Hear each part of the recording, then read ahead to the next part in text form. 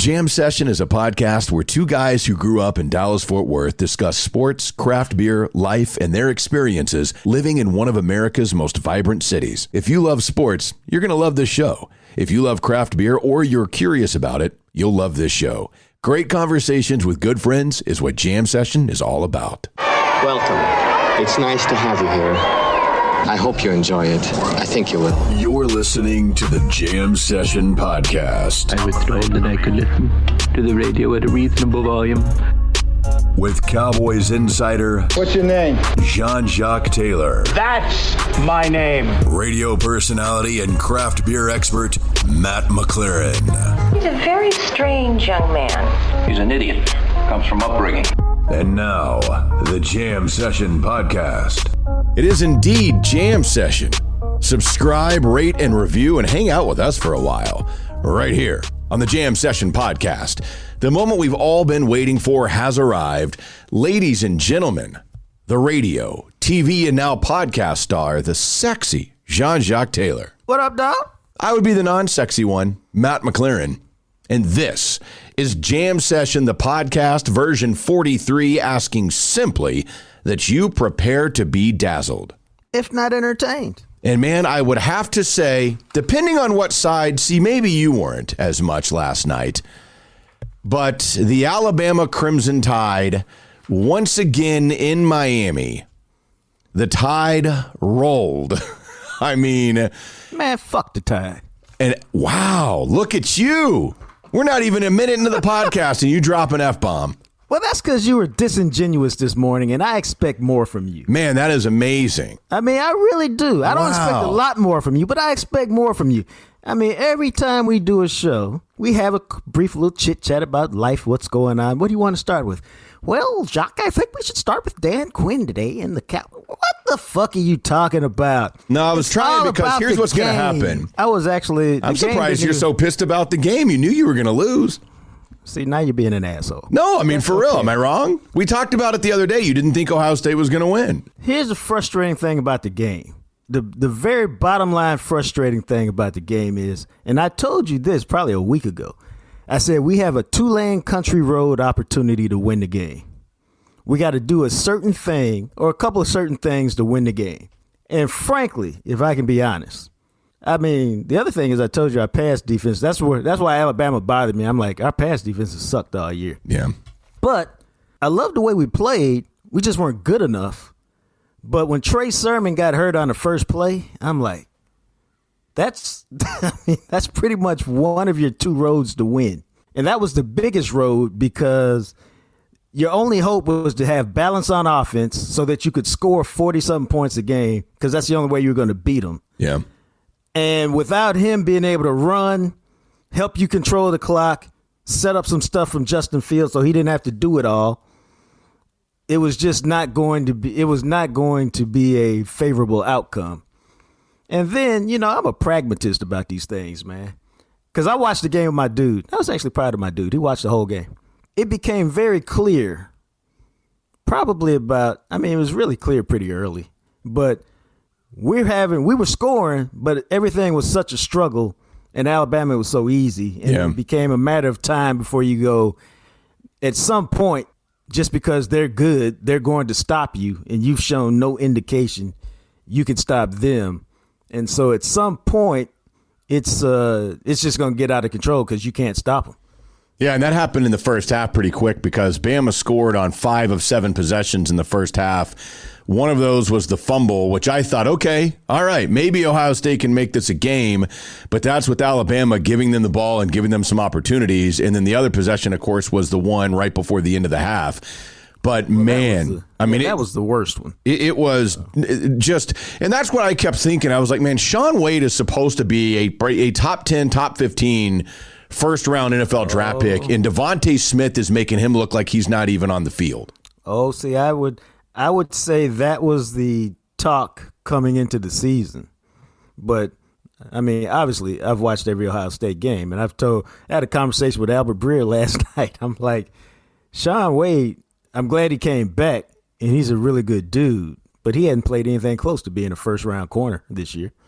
If you compare him to somebody like Jeff Okudah, who came out last year, or Damon Arnett, It's not even a conversation. Yeah, I don't think anybody has him on the level of an Okudah, but it's basically like when you look at mocks, even right now, it's Surtain and Farley are 1-2, and then Wade's usually the third guy.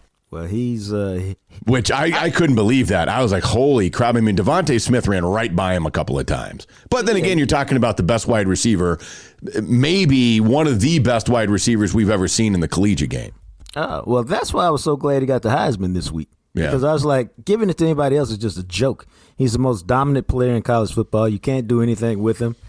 And when you when you add him to the way, and I really loved it, I admired the hell out of it. Because I told my son at one point, I said, they're video gaming Devontae Smith. Yeah. He goes, video gaming? I go, yeah, they've just decided that, like when you play Madden, you get the ball to your best player every play, and you put him over here, and you put him over there, and then you move him here, and you move him there. They've just decided we're going to get him the ball, and really there's nothing you can do to stop it. Yeah. And it was a masterful performance by Sark. And, I mean, hell, dude, Alabama's, I mean, they're even better than I thought they were, and I thought they were great. Yeah, I'm not going to sit here and tell you I watched every Alabama game. I don't think I watched a full start-to-finish Alabama game this year. Yeah, they are an absolutely dominant team, and nobody. That's what I thought going into the playoff. I just didn't think anybody was quite on their level this year, and they proved that obviously with what happened and the way that it played out. Oh. I do agree it was a bummer because when Sermon got hurt, I was like, man, that sucks, dude. I hate that. I hated that Devontae Smith got hurt and didn't play at all in the second half.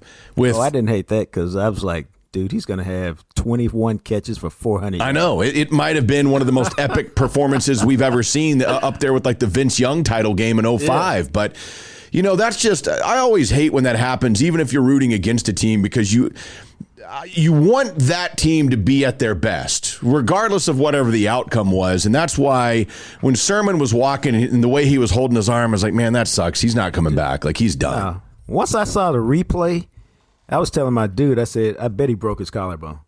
Because I didn't see it till the end because it was he got stopped. But then at the end, they threw him down and fell on him, and he landed right on his shoulder. I'm like, dude, that's a collarbone right there.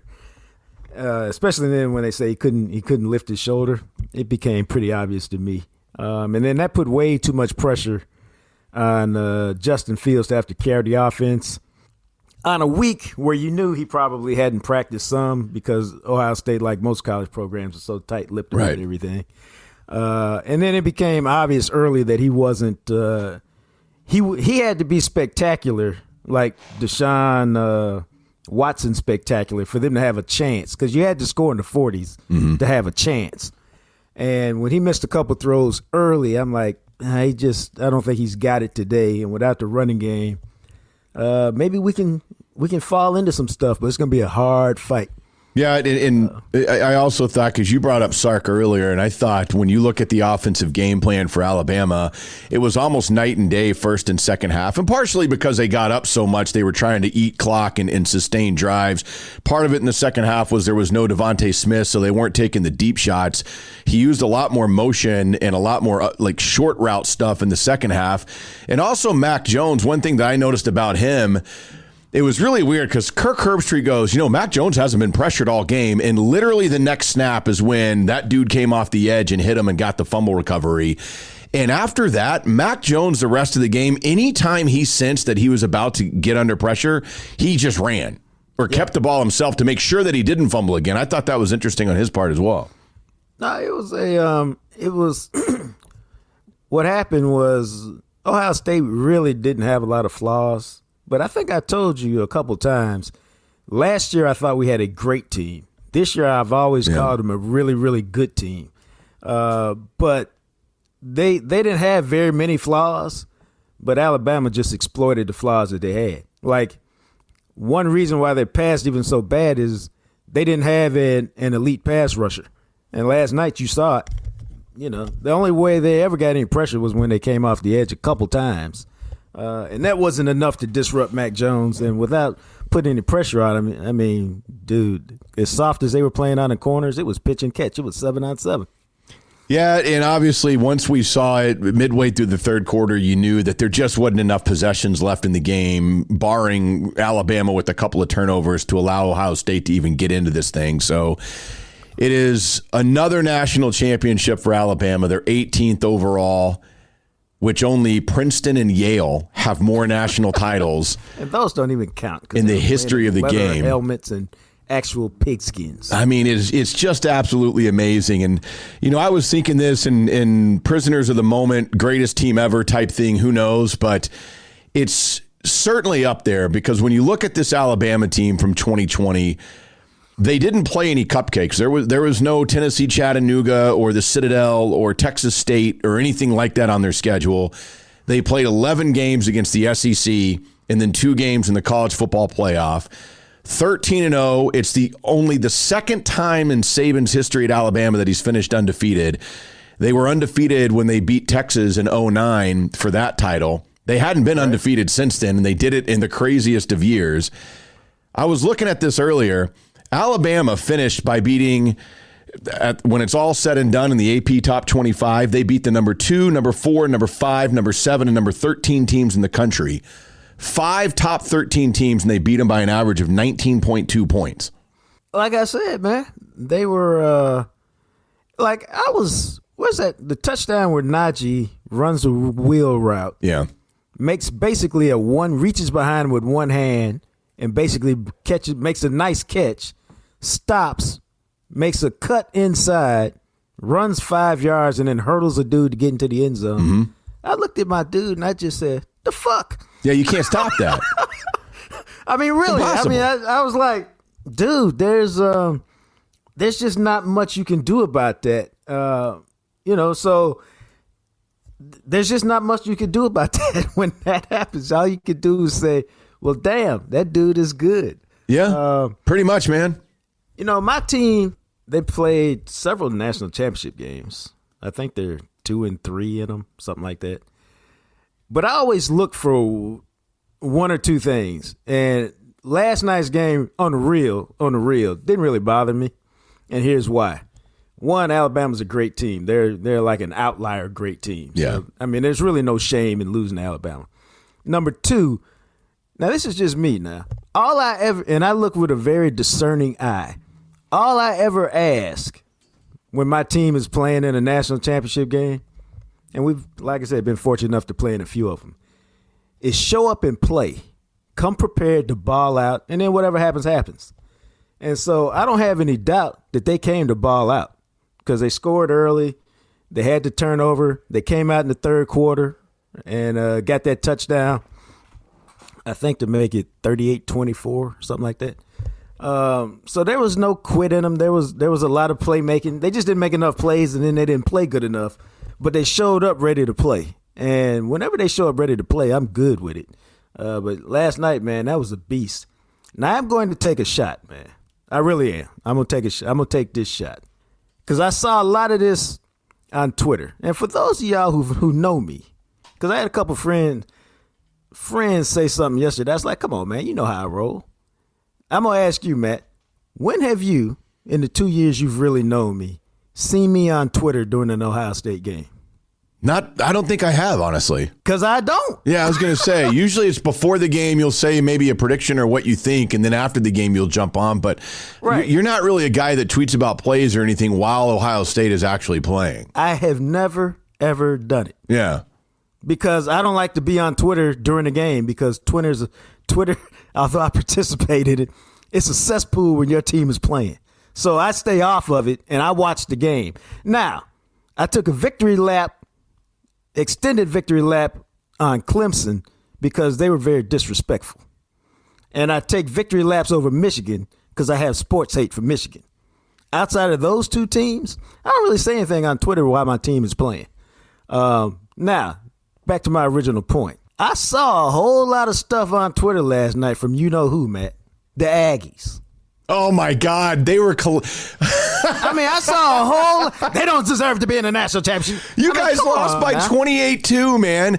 You know what I love about Aggie? And I got to give you guys some credit because I don't understand. Look, there's only two programs that I give a rat's ass about, and one of them has been pretty much my entire life, and the other one is essentially by relationship and having lived by the program in Alabama for the last 8 years or 9 years or whatever it's been.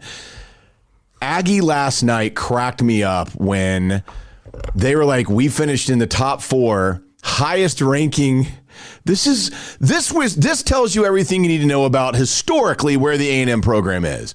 The Aggies finished number 4 overall. That is their highest ranking to finish a season since 1939. And see, this is why I'm taking shots at the Aggies. Because the Aggies ain't never done shit. That's what I'm saying. Yet, the jealousy, the hate, the shade that they throw because they've never done anything as a football program. Yet they're so envious of those who have. At Ohio State, we don't care about finishing in the top 5. We trying to win national championships. And when you don't win a national championship, at one level, it's a failed season.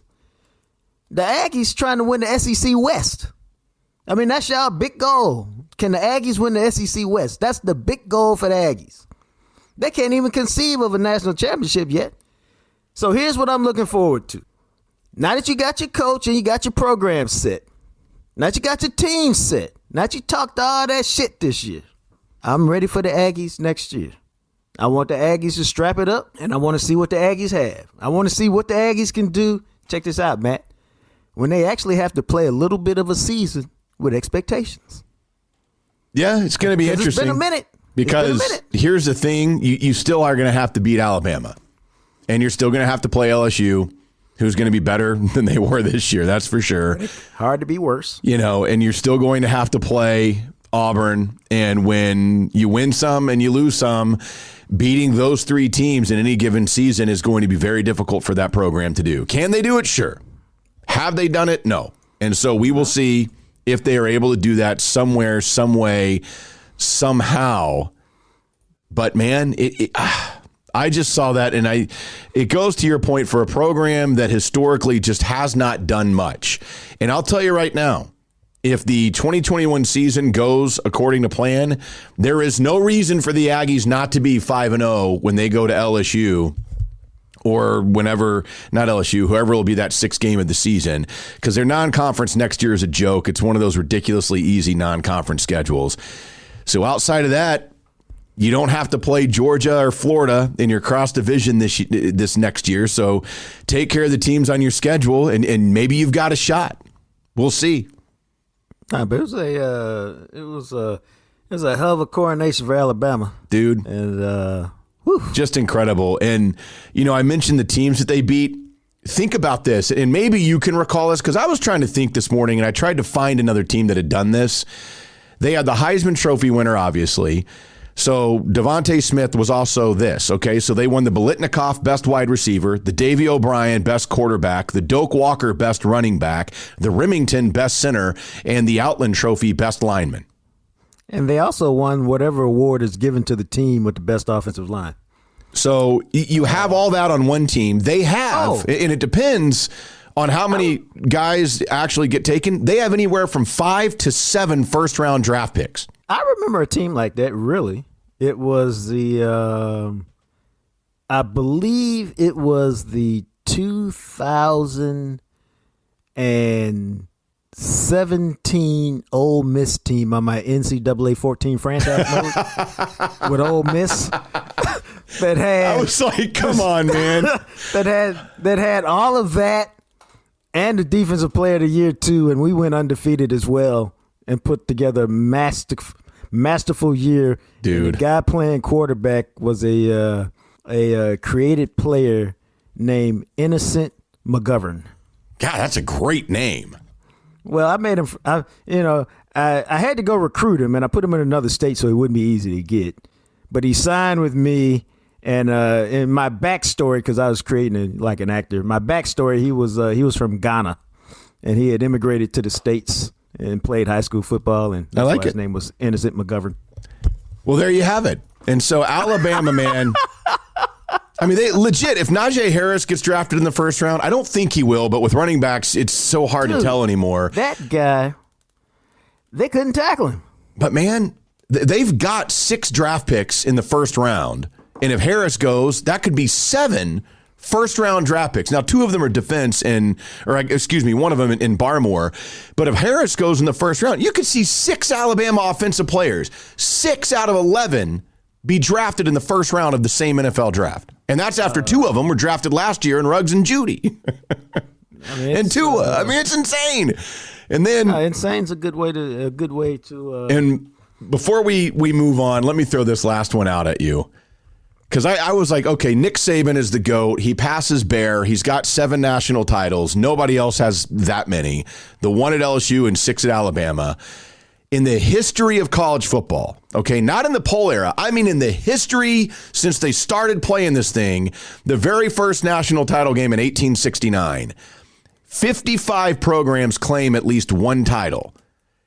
Only 8 programs in 151 years of history have won more than Nick Saban by himself. Wow. I mean, that's insane. And your guys are one of them. Ohio State has claimed 8. I thought the Aggies had 5 or 6 or 7. No, Jacques. The Aggies won theirs in 1939. Right, yeah.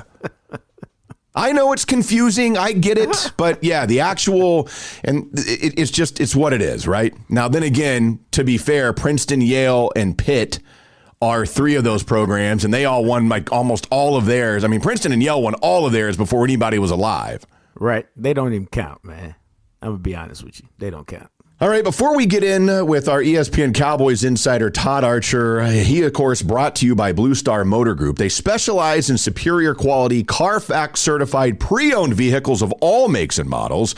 You can call Deb at 817-881-4066. They've got a wide range. I mean, you could be looking for something that's a little older, something that is essentially, they have stuff, and I don't know how they do this, but they have cars on their website that are virtually brand new, but because somebody drove them off the lot and drove it for like 5,000 miles or whatever it is, they have just massive prices off of what you would expect some of these cars to cost you.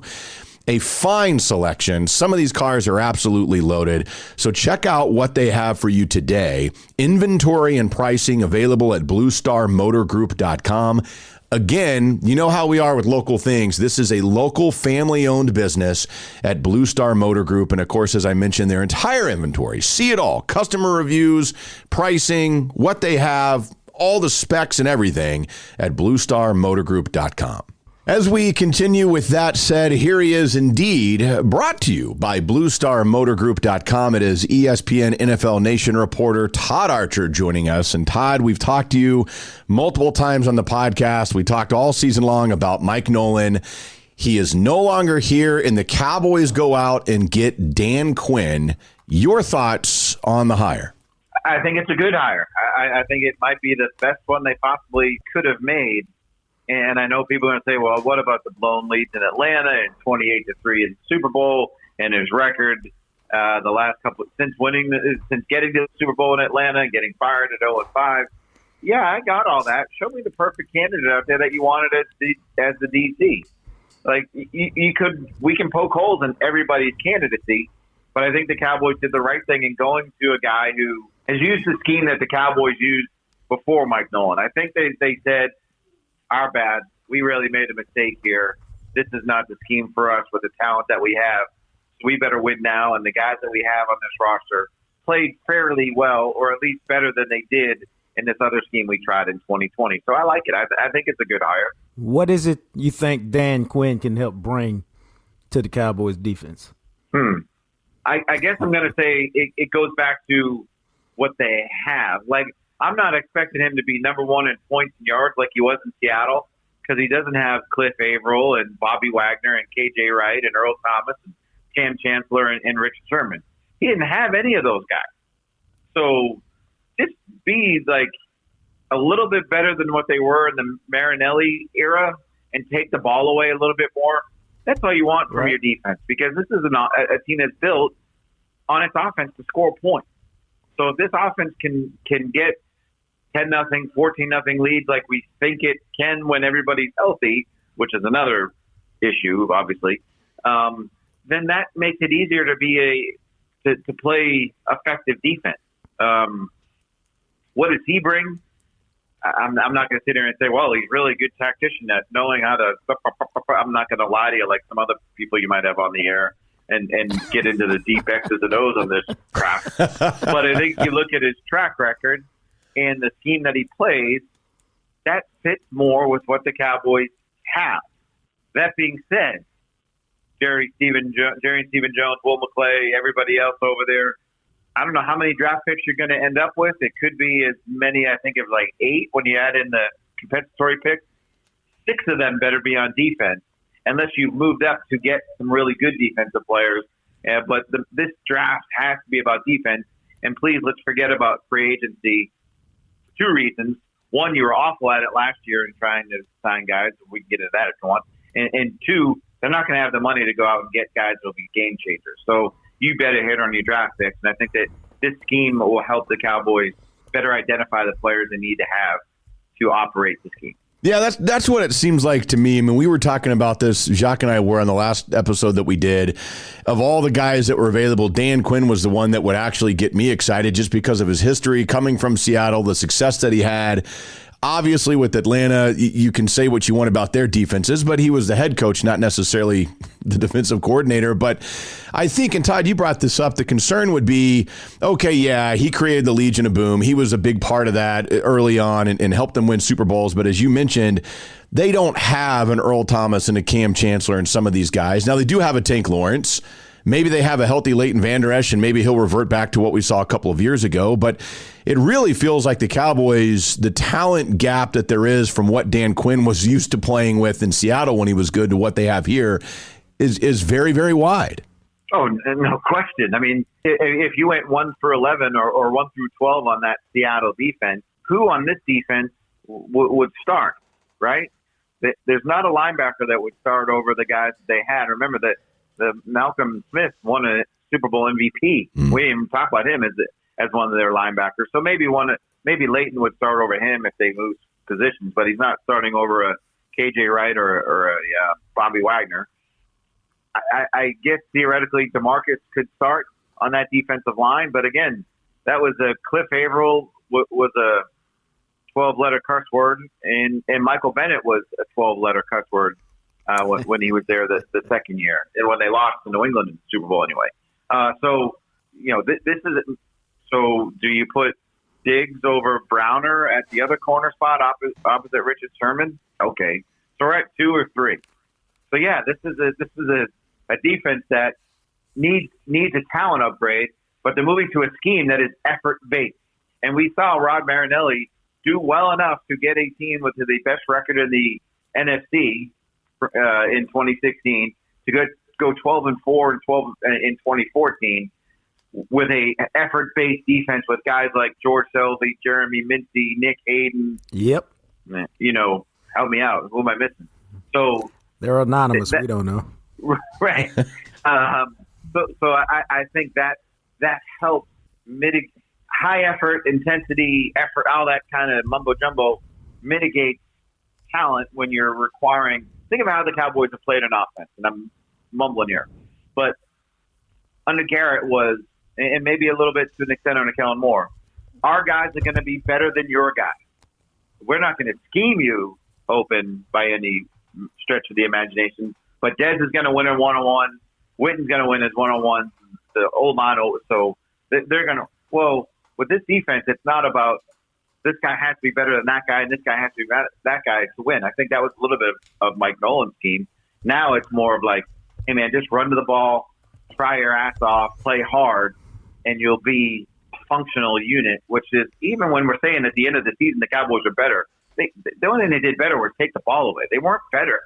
They still got gashed in the run every single game. So let's not act like they found something at the end. The thing they found was taking the ball away, and that partially was on the teams that they played.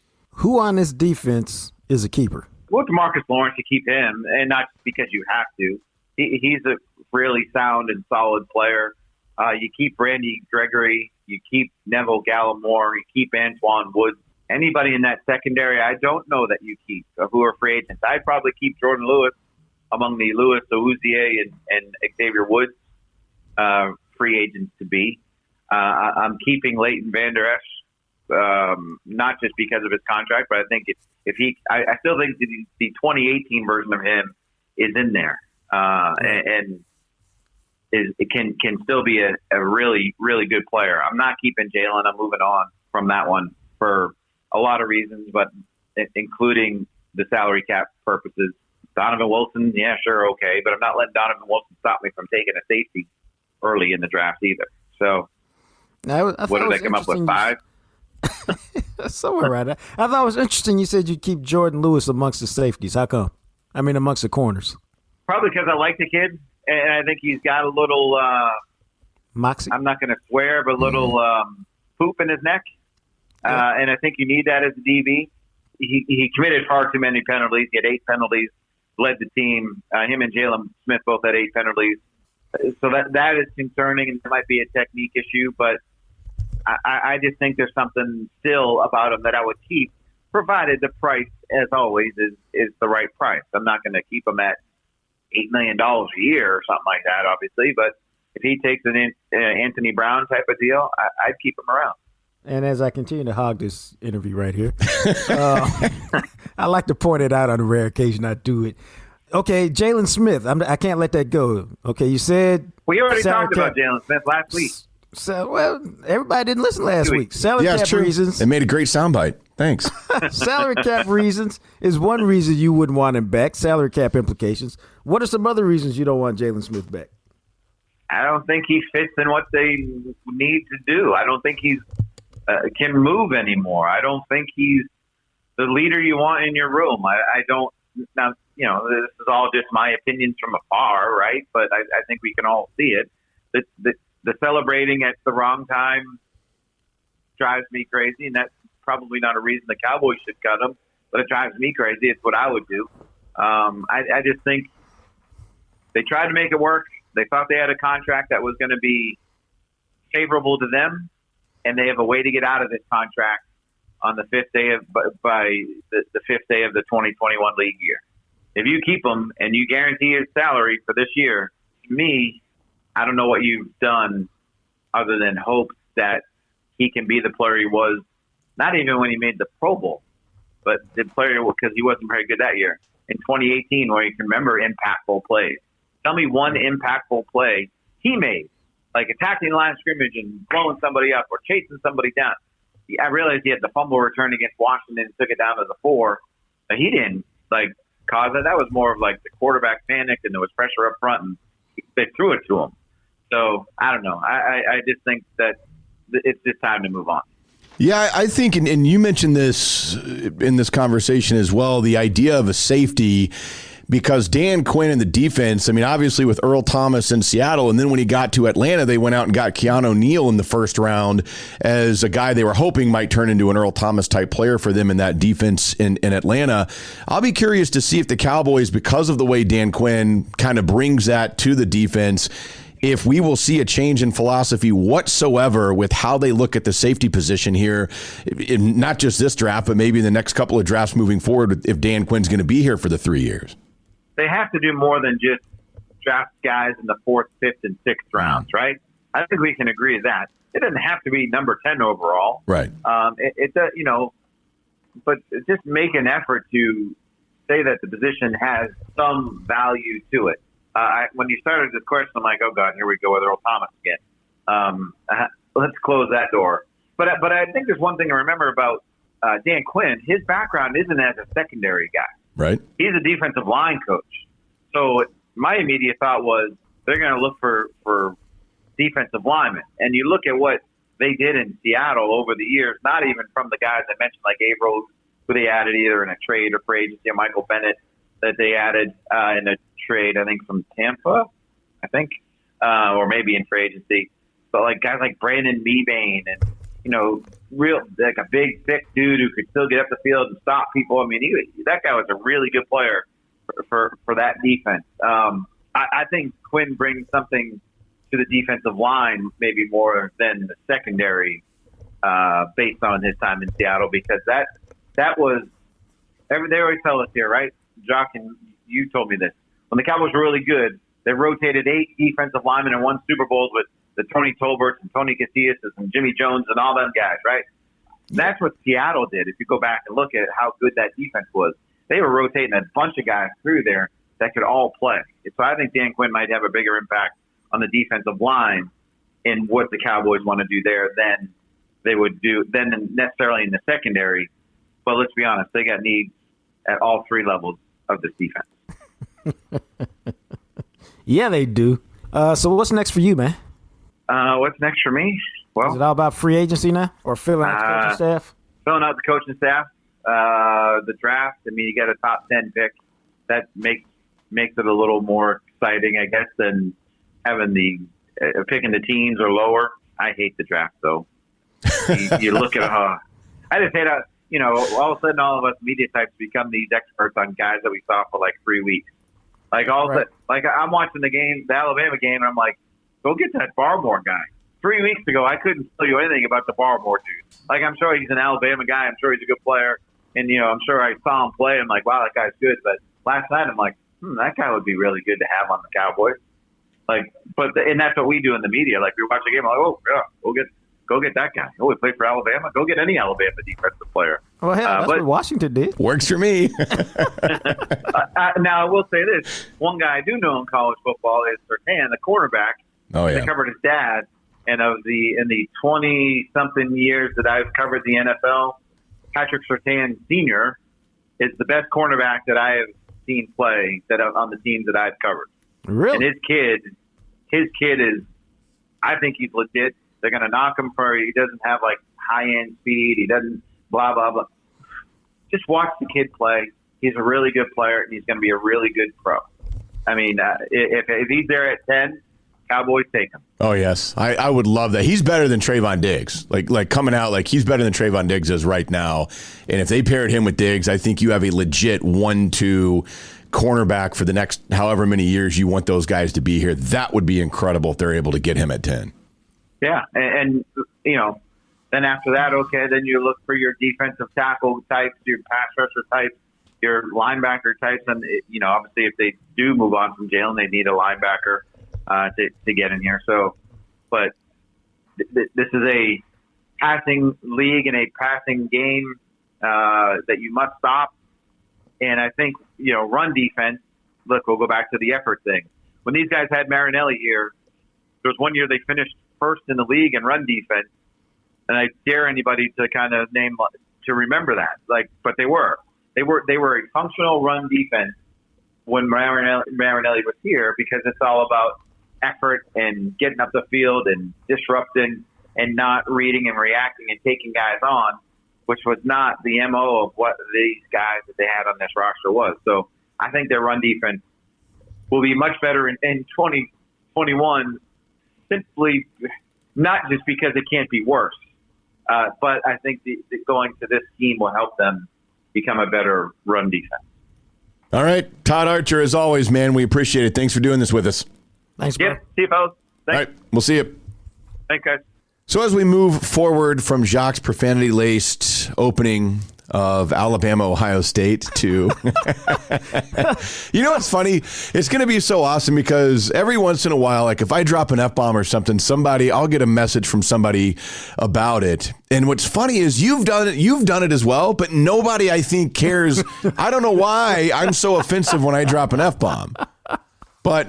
Or maybe it's just because I know that my mom listens, my lady friend's mom listens, so maybe I'm aware of it from them. Who knows? Or maybe because they don't hear me do it often, they figure I have a good reason when I do it. It could be. It very well could be. Not gratuitous. It isn't. But I can give you a good reason to call RX3 Resources. Find out what your oil and gas minerals are really worth. This is one of those things, if you have oil and gas minerals, you would probably be a lot like me. If I were to discover that I had some, I'd be like, what the hell do? I don't even know where to begin. That's where RX3 Resources comes in. If you want a fair and true evaluation of what you've got, you can give our friends at RX3 Resources a call. They've got a highly qualified team that can help you out. They use the latest appraisal data to make sure that your selling process is quick and simple, which when it comes to stuff like this is what you're looking for. The number is 214-708-9111. That's 214-708-9111. So give them a call and find out about your oil and gas minerals. And of course, as always, those wings at Kroger, my friends. I had somebody I think it was Ryan French on Twitter, who sent a picture in. He asked me yesterday, he sent a tweet. He said, hey, I'm finally getting the wings. Legit, is the mango habanero too hot or no? And I was like, I'm telling you, man, they are not too hot. They are fantastic. So he went out and got wings and sent a picture to us of the results of the before and after. And he said they were awesome. I was like, I know. I told you. I've been telling you guys. The wings at Kroger are fantastic. Mango habanero, buffalo blue cheese. You can do no wrong. It's meat and flavor. There's no breading. They're not frozen. They're not prepackaged. You walk back to the counter where you get fresh meat cut up and you say, give me the wings. And they'll wrap them up for you. They're fantastic. I like mine in the air fryer, although I've also broiled them. Matt prefers his on the grill. Somebody told us to throw them in a cast iron skillet and do your thing on top of the stove. It doesn't really matter how you do them. The key is do them. They're delicious. Matt kills them. My dude ate 1.5 pounds the last time we had them. So, hey, I got nothing but love for the wings. There you do. So make that happen. The wings at Kroger, available at most North Texas Kroger locations. Also, need to give a shout out to our buddies at False Idol Brewing in North Richland Hills. False Idol, one of Dallas-Fort Worth's newest breweries that opened during the pandemic, and they are crushing it, man. Their tap room's badass. And I can tell you this, tomorrow, most of you will be listening to this on January 13th, which is a Wednesday. On Thursday nights, they have a pint night. And one thing that they do is they pick a set beer. So it'll be some beer tomorrow on Thursday night. And then if you go by the brewery and enjoy the beer, you also get to keep the glass. And this month, it is their 18.2 ounce stemmed glass, which is a really cool glass with the False Idol logo on it. And then coming up this Friday, on January 15th, they are going to have 4 new cans that they are releasing. Oh, the Viva Los Vaqueros Mexican Lager, the Ghost Eye Cranberry Crumble Berliner Weiss. That sounds awesome. Intrigued by that. The Still Drippin' New England Triple IPA, and then, of course, the Double Down Cookies and Cream Imperial Stout. I have a feeling if you go on Friday, there is a very good chance you may run into me because I have not had a couple of those, and I would really, really like to try them. Dude, that stout sounds amazing. Yes, it does. Double Down Cookies and Cream Imperial Stout. Are you kidding me? So there you have it. And again, those beers will be releasing on Friday, January 15th. So keep that in mind. And then the glass night is every Thursday at False Idol Brewing in North Richland Hills. Make it happen. And we're going to be doing a live show there. We got to figure that out. I was looking at dates yesterday, actually, because I got to get back to Dom and let him know when we want to do one. I was thinking maybe either the 30th of January or the 6th of February, or maybe the 20th of February coming up. We'll have to figure that out on a Saturday afternoon like we did before. Yeah. But we'll figure that out. We'll make it happen. I just want some of that Nutter Butter I heard about. Well, maybe you can have some. Maybe you'll enjoy it and it'll be the greatest thing that you've put in your mouth in a long time. I'm just going to leave that alone. It's probably best that you do. So let's get into this, shall we? Because I want to take a trip around the block. We've got a couple of things that we're going to get into here on this trip around the block. And one of those is I saw this story and I just thought, I wish I knew this person because I would like to ask them literally, and this is my time to drop an F-bomb. I would literally like to ask them, what the fuck were you thinking? Like, what part of your brain did you think, oh, I'll just do this and it'll work? All right, let me get it out. Hold on. I'm intrigued. All right. So we all, not all of us, but I think a lot of us have Christmas trees. Some of us have fake ones. We have a fake Christmas tree that I put in a box every year and get it back down and set it up. But many, many people get a real Christmas tree. And for those of you that get a real Christmas tree, when Christmas is over and done with, there is always that problem. What do I do with the Christmas tree? Now, look, most of us, because most of us are processing information normally, set it out on the curb for bulk trash days. Right. Maybe, I don't know, maybe you take it to a park and just throw it in with the rest of the trees. But how many of you out there have ever done this? Okay, come on. So somebody in McKinney took their Christmas tree and thought they would just dispose of it by putting it in the fireplace and burning it.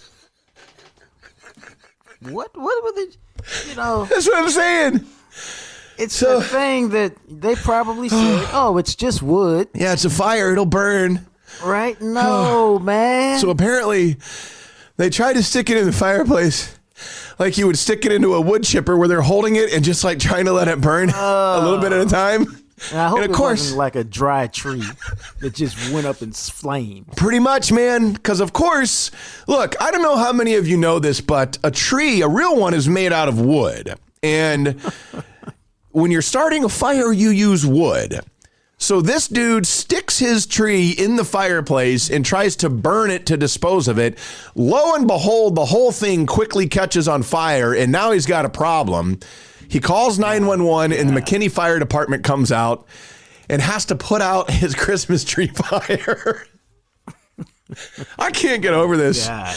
I saw a picture that McKinney Fire Department put up, and it's just, you're sitting there looking at this, and you just wonder, did you guys... I mean, how exciting for the McKinney Fire Department that they got to meet literally one of the top 10 dumbest people on the planet. I mean, man, I think what happened is it probably made sense in his head, and he just didn't think it all the way through, like a lot of dumb things that happen. Because he said, hey, I'll do it good. I'll get some use out of it. I'll put the tree in there.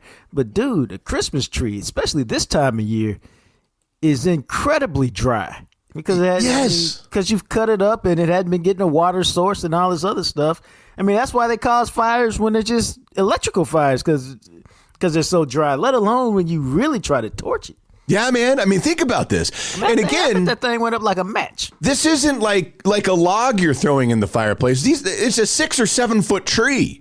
You can't shove it up the chimney.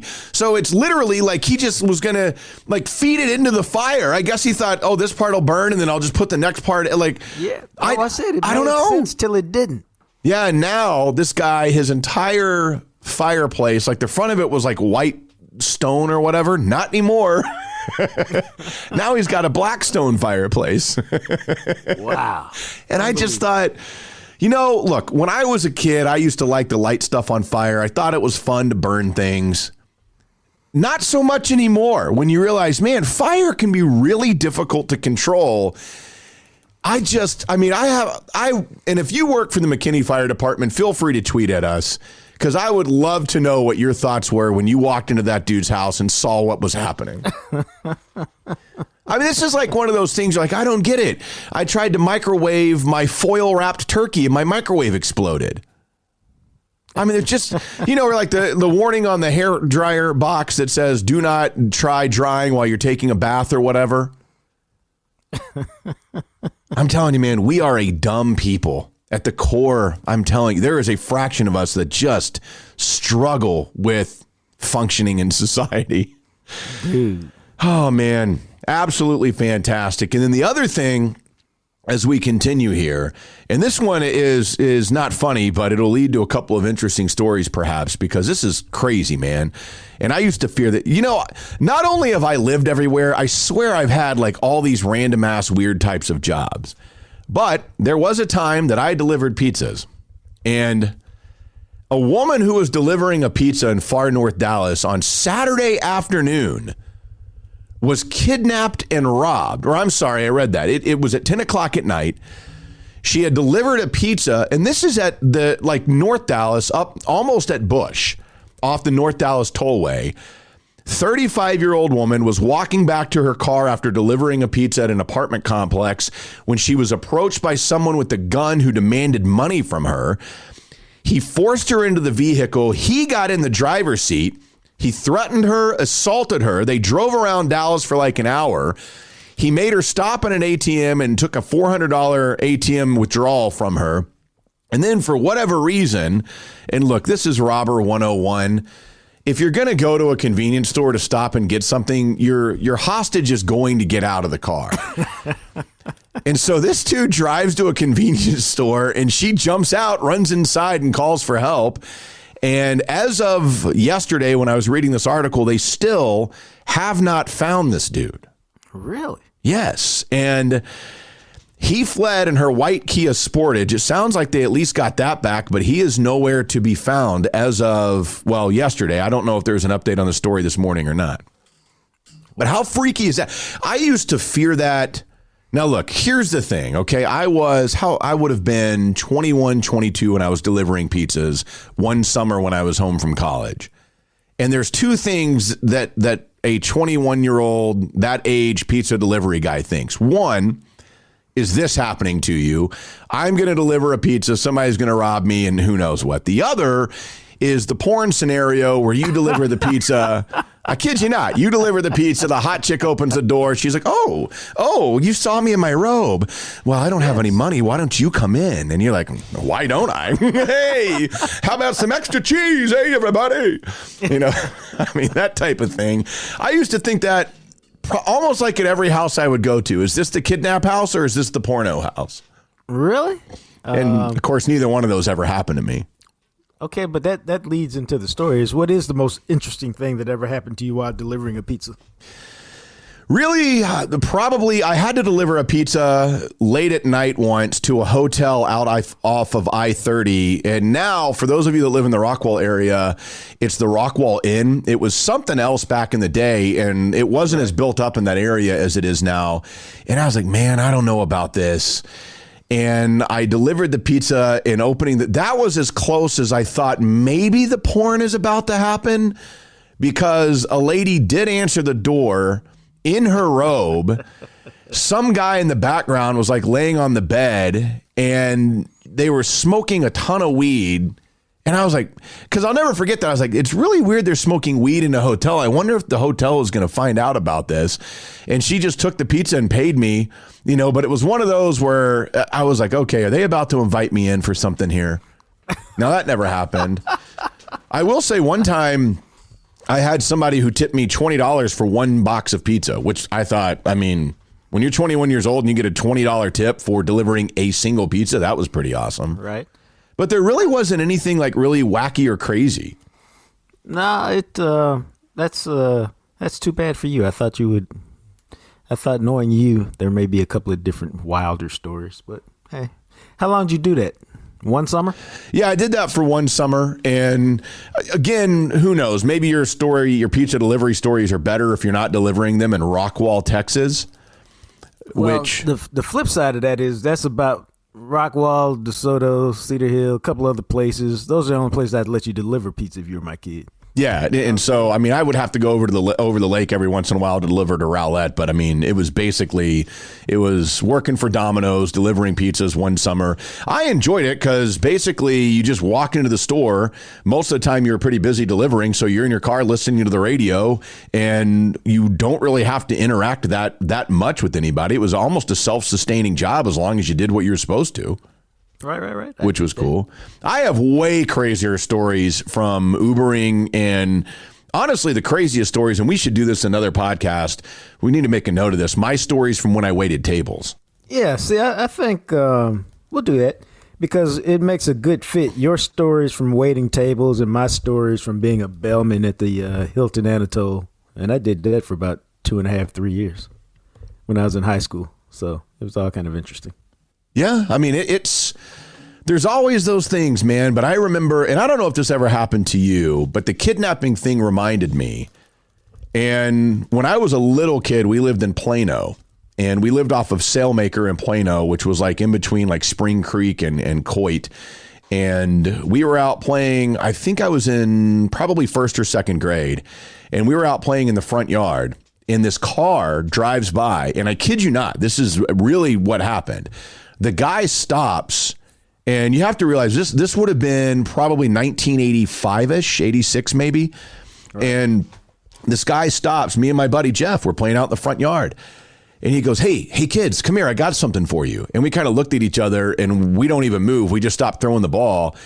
And we were kind of looking at him, and he holds up, and I don't remember what kind of candy it was, but he holds up some sort of a candy. He goes, hey, I got this candy for you. He's like, come over here. And I remember like everything in you at that age that you've been raised, like don't go with strangers, don't talk to strangers, that type of thing. Like these alarm bells going off.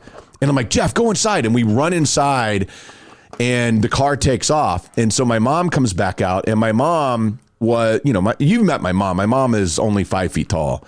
Right. So she could basically hide behind the front shrubs.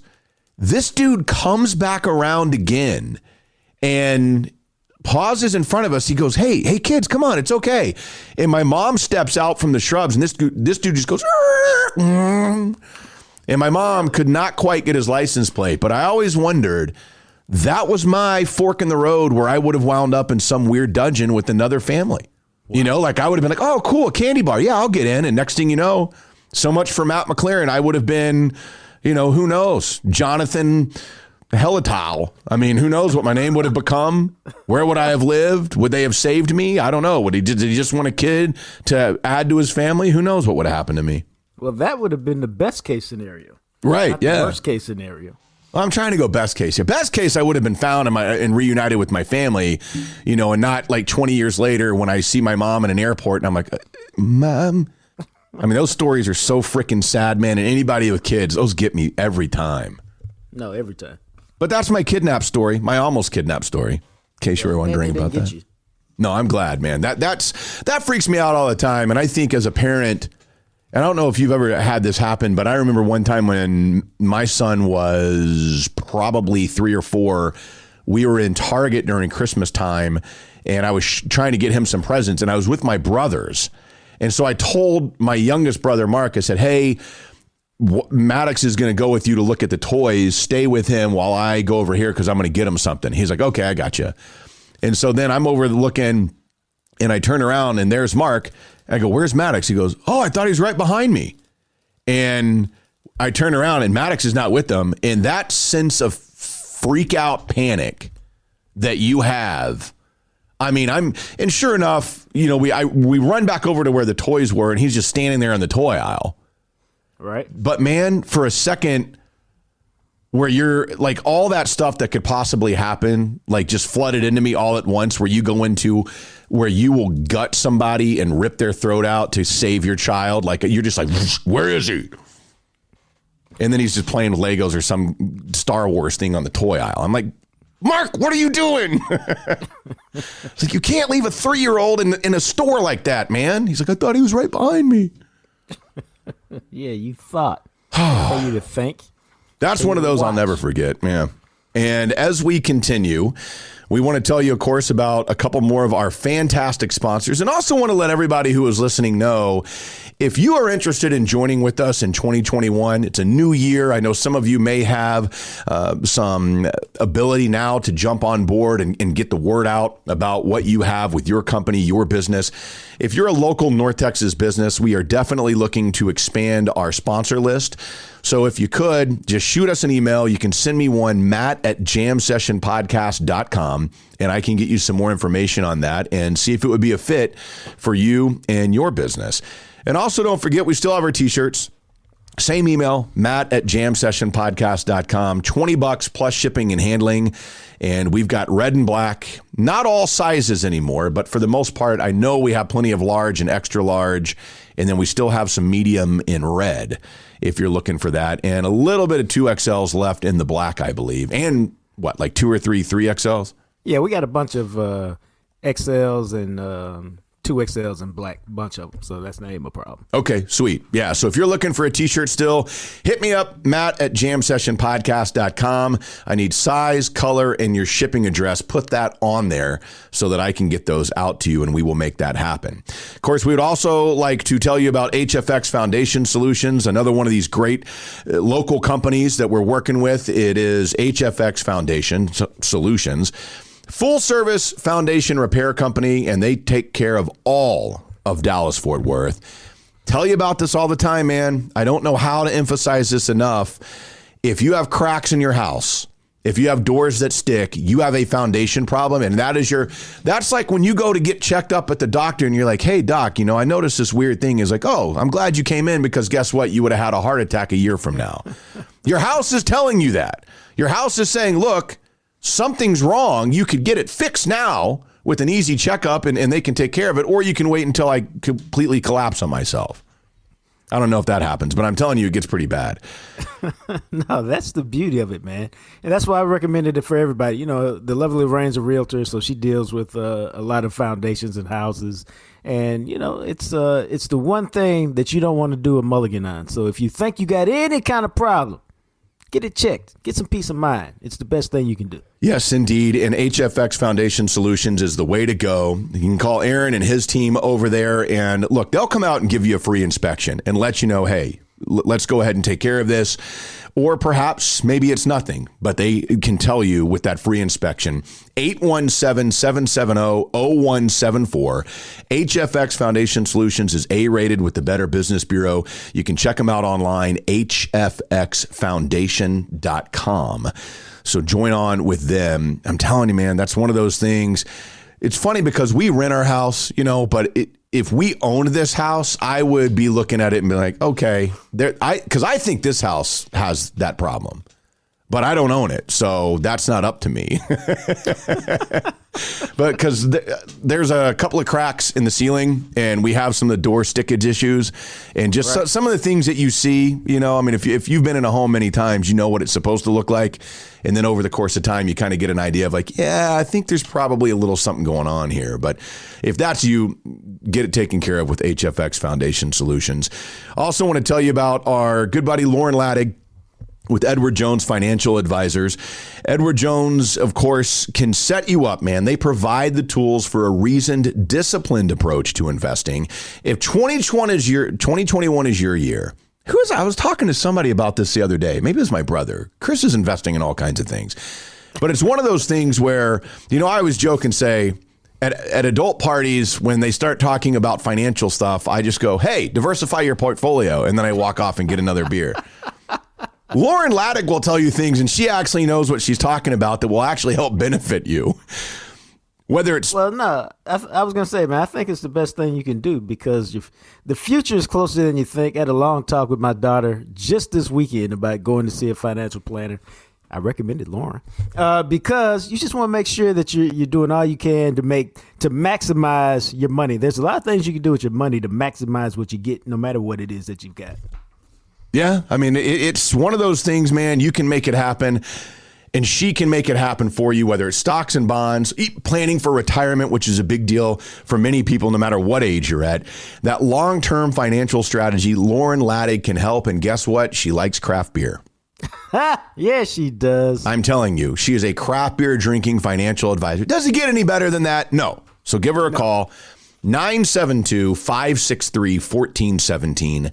972-563-1417. So I'm excited about this because we have him on pretty much every week here on the podcast. Our NFL film analyst from the Dallas Morning News, John Owning, is joining us. And what better day to join us than, because I guess it was last night I saw you tweet out that you're going to have a write-up on what the Quinn hire means for the Dallas defense. I was like, yes.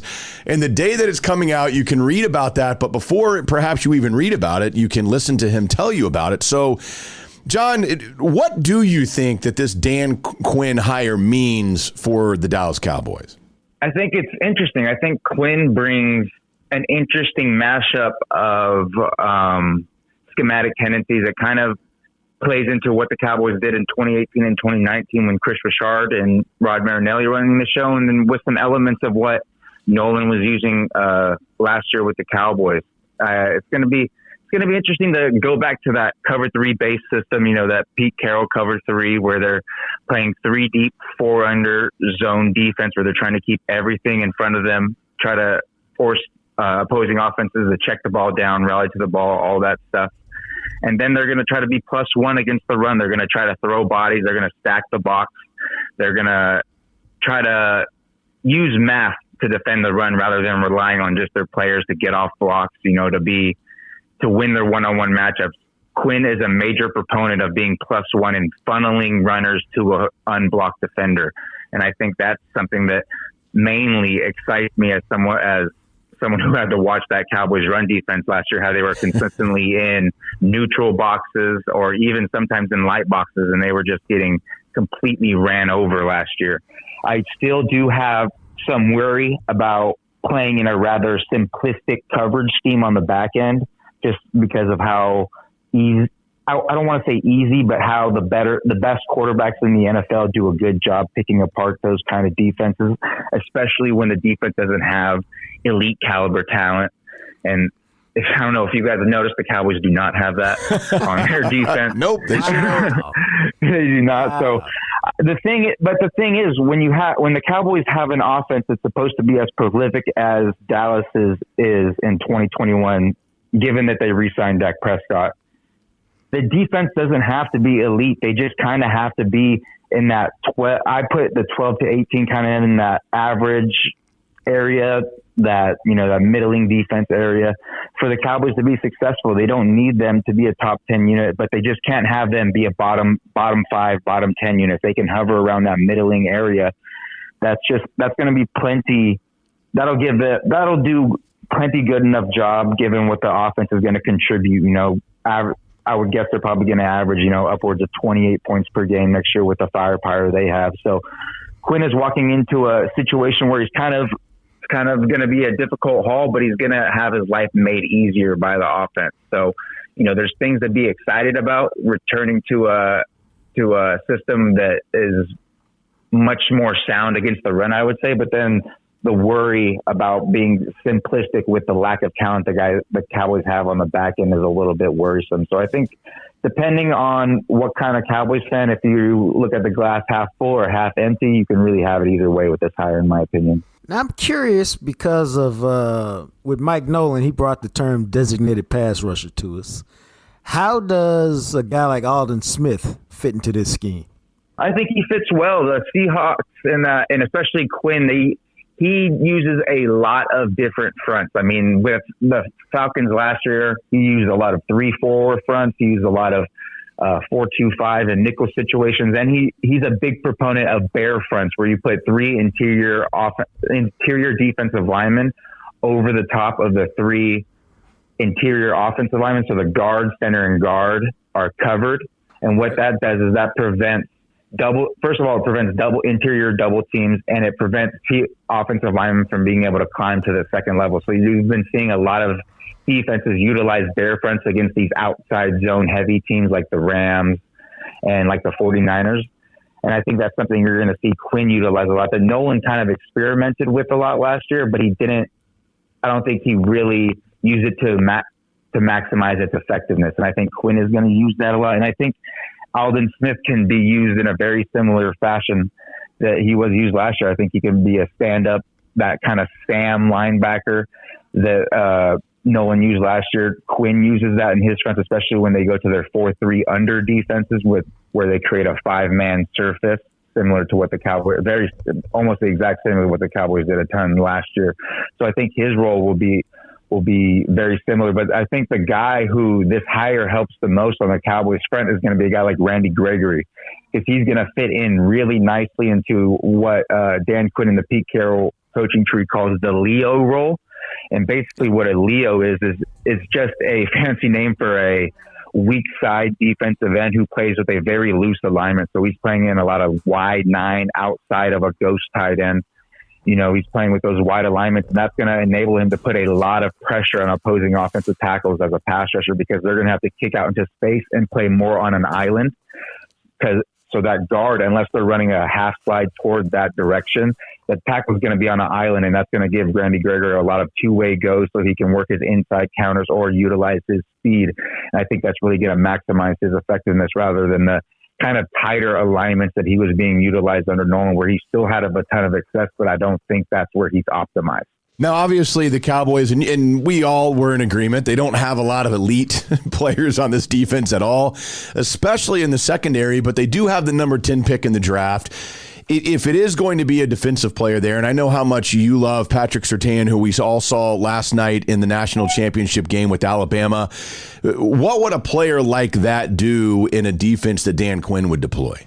I think he would be a perfect fit, because he has that size and that length that those Seahawks disciples really value. He's listed 6'2", 205, so a very large corner. And he does an exceptional job playing that deep third and that cover 3 system. What you have those cornerbacks do is they're playing a lot of press bail coverage, where they where they feign like they're paying press before bailing to a deep third, and he has the ability to do that, and he does a great job. You can go back to any game this year with Alabama, and you see him doing a perfect job in cover 3 of staying on top of vertical routes from receivers. And that's really important because he's not the fastest guy. So if he gets put in situations where it has to be a foot race down the sideline, he's going to struggle in speed separation. But when you put him in a system to where he's allowed to play on top, give receivers a little bit of cushion and play those kind of press bail techniques where he's bailing to that deep third, staying on top, he's going to be very successful. You know, he does a really good job of keeping his, what they call position maintenance, which basically means his leverage on the receiver in accordance to where his safety help is. He does that really well. He has good ball skills, not as good as ball skills as another corner in the draft, Virginia Tech's Caleb Farley, who's someone who could be considered at that number 10 spot. But I really think that just Surtain's technical savvy, I have mentioned it a couple of times. I think from just a pure technical standpoint, he's already above where Trevon Diggs is, which kind of sounds blasphemous given that Surtain played in college last year and Diggs played in the NFL. But you got to remember that Patrick Surtain's dad was an all-pro cornerback in the NFL. And Surtain's been basically bred since he was born to be NFL cornerback. And Trevon Diggs was actually a receiver for most of his life before transitioning into a cornerback role, I think, 3.5 years ago. So I think he can step in and be kind of like that Byron Jones was for the Cowboys, the guy who can consistently take away that deep third. He's going to be consistent. His technique's going to be good. He might not get the most interceptions and all of that kind of stuff, but he's going to consistently provide tight coverage, and that's going to force quarterbacks to look elsewhere. And when they're looking elsewhere, that means they're going to target Trevon Diggs probably more often, and that's where he can capitalize with his ball skills, his ability to defend the catch point, all those fun things that we saw him excel at in his rookie year. Now, I asked this question, I think last week, and I said, hey, who did Mike Nolan's scheme help? And I think the answer was nobody. So the next part of that question is, who do you think Mike Quinn's scheme will help the most?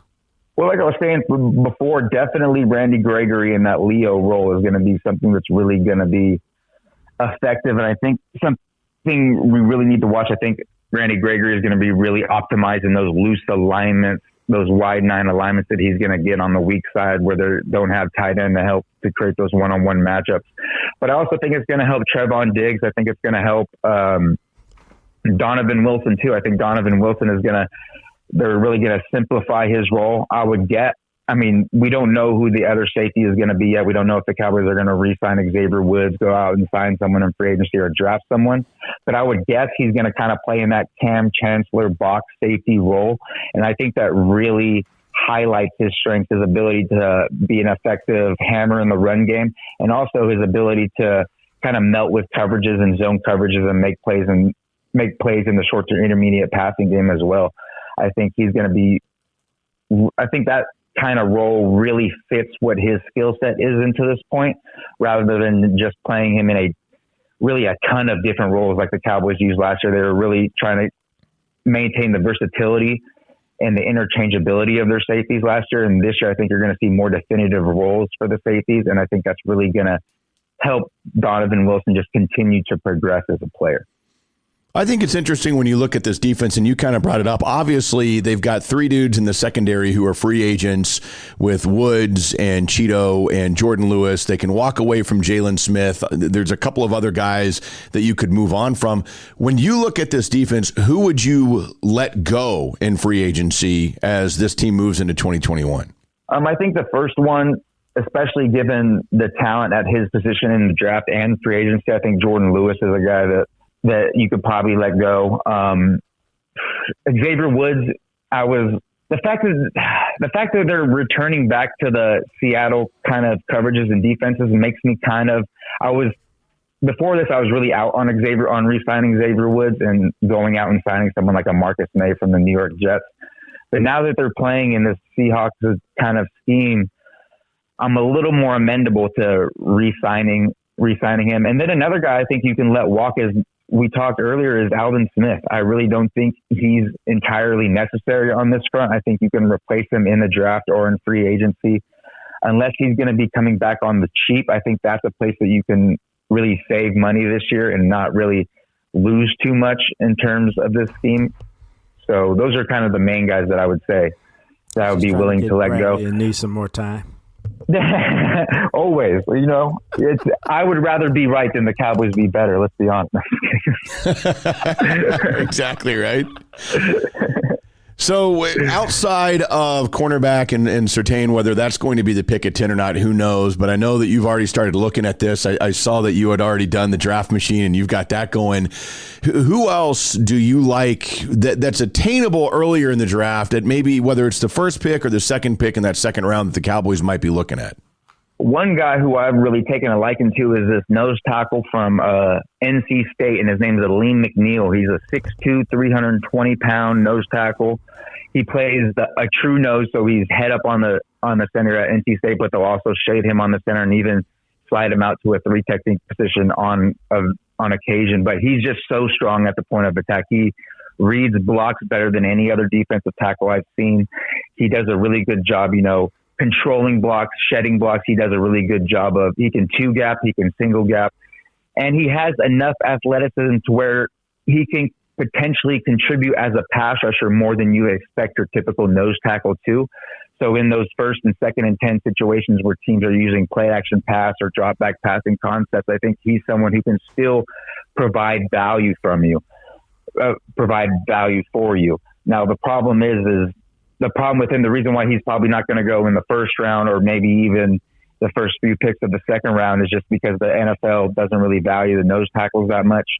With his size, he's not someone, even though he can provide some pass rush ability, he's not someone who's going to provide an overwhelming amount of pass rush value. So that kind of limits his value in today's NFL with the passing game. But for a team like the Cowboys, who desperately need interior defensive linemen and talent at the nose tackle position in particular to make the lives easier on the linebackers and behind them, to make the structure of the run defense as a whole be more sound, I think that he would be a perfect target for the Cowboys in the second or even potentially in the third round, given what his stock's going to be relative to the other nose tackles in this class. So he's a guy who I really, really got a close eye on. But there's a bunch in this class. Really, there's this class, especially in the second to third round area. This class, that's really where you get into the meat of this class for the defensive side. I would say at number 10, there's a lot more offensive prospects. There's the Kyle Pitts, Devonta Smith, the Jalen Waddles, the tackles like Penei Sewell, the Rashawn Slater, Christian Darrisaw. And on defense, there's just, outside of Caleb Farley, who I mentioned before, and Patrick Surtain, there really isn't any defenders who I really think warrant a selection at the number 10 spot. You'll hear a lot of talk about the Penn State linebacker Micah Parsons, but I don't think his processing is good enough to warrant a pick that high, especially for a team like the Cowboys who already have a lot of resources allocated to the linebacker position. There's definitely no safeties that you want to pick that high in this draft. And at the defensive end edge spot, I don't really think there's any people really any people worthy of that spot either. There's a guy I really like named Jalen Phillips from Miami who I think could potentially warrant that spot, but he has such a checkered injury history that his stock is probably going to get pushed down into the second and third rounds because he's a guy who actually medically retired a year and a half ago after a wrist injury and a concussion, and only came back to Miami and had a really dominant year. But obviously with those kind of medical red flags, you don't want to invest a 10th overall pick in someone like him. So that sounds to me like the Cowboys, given the offensive nature of the draft, given the quarterbacks who could go, they could be sitting pretty to get one of those two corners at number 10. Yeah, I think that's the hope. You got to worry about, I think, the Falcons, and I know the Broncos in front of them. The Broncos especially are a team that is in desperate need of more cornerback help. So you just got to hope that potentially the cornerback needy teams in the top 10 get, they really like the receivers or they really fall in love with some of the tackles so that one of these two corners can slide to them at number 10. I think that's really the best case scenario for the Cowboys. All right. John Owning, as always, man, we appreciate it. Enjoy your work in the Dallas Morning News, and we'll check in with you again soon. Hey, thanks for having me on, guys. All right. See you. We need to get you our thoughts on the Dan Quinn hire. You heard us talking, of course, to Todd Archer a little bit about that, and Todd jumping on to share what he thought. We talked about this on the previous podcast. Yeah, we did. And it was one of those things where you're like, oh, here's the names. And you threw out Dan Quinn. And I had said, Dan Quinn is my number one. If they get Dan Quinn, I'm going to be stoked. They got Dan Quinn, and I am absolutely thrilled because I think that of the options that are available that realistically we're looking to come here as a defensive coordinator, Dan Quinn is by far the best option you could have had. To me, it's the same thing, and I told y'all that the other day. I liked him because the scheme is familiar to what the players were doing. So the terminology will likely, for the most part, be the same. The philosophy will be the same. They'll be able to hit the ground running, in a large part because it's so familiar to them. That, and they have the personnel to run it. Plus, Dan Quinn's been a good defensive coordinator. And I think what people have to understand, man, because I had a lot of people hit me up on my Facebook page about this yesterday. And Wade Phillips is a great example. You can be an excellent coordinator and an average or poor head coach. If you go way back in the Cowboy lore, I mean, back to the 90s, Ernie Zampese, fantastic offensive coordinator, had no interest in being a head coach. Norv Turner, outstanding offensive coordinator, average to bad head coach. And then Rod Marinelli has been an outstanding defensive line coach and defensive coordinator. He's been a bad head coach. So just because you can do one job or just because you're not good at one job doesn't mean you're not good at the other job. And so I think he could be a perfectly fine defensive coordinator where all he has to do, Matt, is what? Worry about the defense. Yeah. He does not have to worry about the salary cap. He ain't got to meet with Jerry. He doesn't have to have a bunch of meetings on personnel and all this other stuff. All he's got to do is get his defense straight. That's, trust me, if you ask Dan Quinn as head coach of the Falcons, how much actual time did you spend coordinating the defense or working with the defense, I guarantee you'd be shocked by the lack of hours because there's so much other stuff you got to do as a head coach. Yeah, and to me, I like this a lot because I view this almost, look, Mike McCarthy obviously is an offensive guy. We know that very well. I think this allows Dan Quinn almost to be kind of like the defensive head coach, which is what he has done. I like the fact that they brought in a guy who, since the time he got into football, after he left playing as a player in college, that this is a guy at 24 years old has been a defensive line coach or defensive coordinator ever since 1994, except for the 5.5 seasons he spent as head coach with the Atlanta Falcons. I mean, that is a ridiculous amount of defensive line, which is his specialty, defensive line and defensive coaching all the way since 1994 until now. Yeah. So, I mean, he has an idea of what he wants. What I like about him is I don't care that it's a simplistic defense. I really don't. Can I tell you something, Matt? The best quarterbacks in the NFL, the Andy Reids, the Aaron Rodgers. Where did I get Andy Reid from? The Aaron Rodgers, the Pat Mahomes, the Tom Brady's. Let me ask you something, Matt. Do you really think you're fooling those guys? No. You're not. It doesn't matter to me if you run a simple defense as long as you know what you're doing and you run it well. Play fast, play good.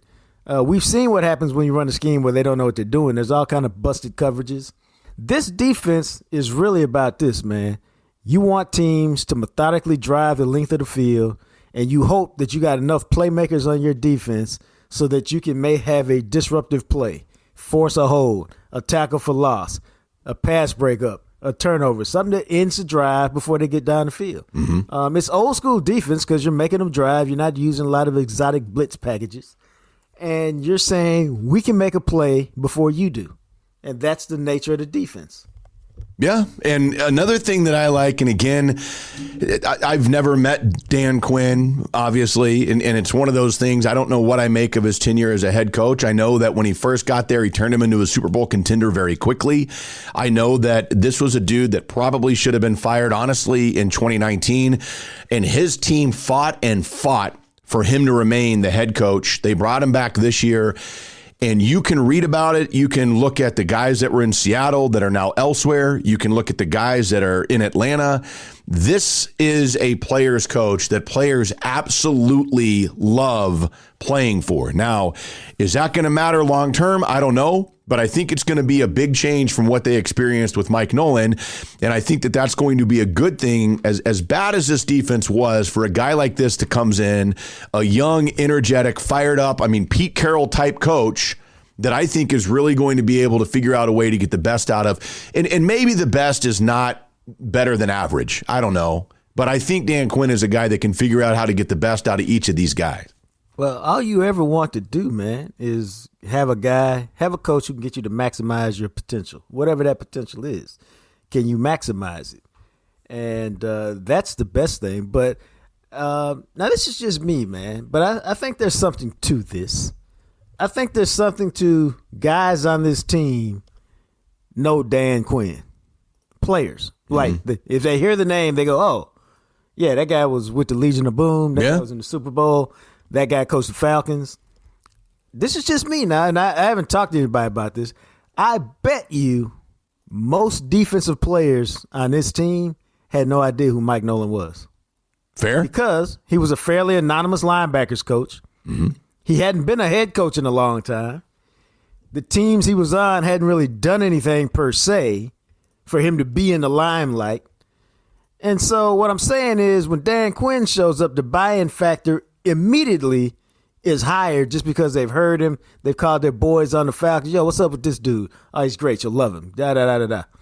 And I think all of that matters when you're trying to fix a broken defense and a broken unit. Because let's be real, man, the buy-in factor wasn't high on Mike Nolan. It felt to me like, one, we ain't never heard about you, and two, why you got us trying to do this crazy-ass defense? Yeah, I think there's a lot of truth to that, man. And I think these guys kind of did not connect with him in whatever way. I think they're going to with Dan Quinn. I'm very excited about this hire. Now, when we talk to John Owning, we'll see what he thinks. It's hard to know what to expect because we all saw this team play. We know that there's not some elite level of talent. This is not Earl Thomas and Cam Chancellor and Bruce Irvin and those guys. But you got Tank Lawrence. Maybe you get a full offseason of Randy Gregory to see what he's got. I think Trayvon Diggs is going to be a very bright spot. And who knows? I look at a guy like Donovan Wilson and wonder if a coach like Dan Quinn takes his playmaking ability and just maximizing it to not get Earl Thomas out of your head, but to where this dude can be like an above average, legit starting safety in the NFL. Yeah. I mean, we'll see. Some of it is some of it's instincts. But, you can coach. I don't know, man. All I know is you just want to see a guy get the best coaching available, and then you see what happens once that occurs. Let's see what you can do. Because until then, it's just a guess.